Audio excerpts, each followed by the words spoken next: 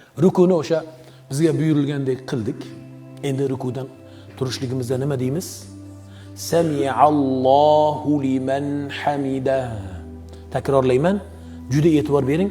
Hatto biz Misr ahlidan ham arablarda ko'rdik, shuni to'g'ri aytamaydiganlar ko'p. Nima deydi? Sami'allohu liman hamida. Sami'allohu liman hamida deydi.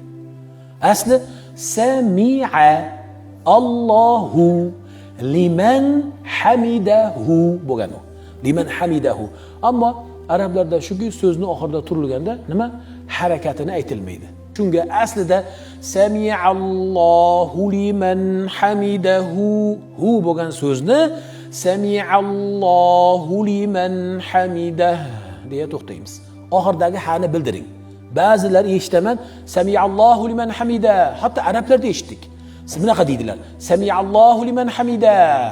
U degan da desa hamida tasniya bo'ladi arablarda, ikkita shaxsni bildiradi-da, kimda kim ana u ikkita shaxs Allohga hamd aytgan bo'lsa, Alloh ularni hamdini eshitdi, qolganlarini eshitmadi. Bu Allohning haqida iftiro, yolg'on, bo'xton bo'ladi. Ya'ni to'g'ri ular bilmasdan qiladi. Ammo bugundan keyin bildikmi, bilganligimizga amal qilaylik. Hech qachon sami'allohu liman hamida deb qo'ymang.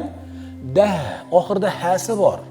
Oxirida hasi bo'lgandan keyin sami'allohu liman hamida hamida deya ha bilan bildiring.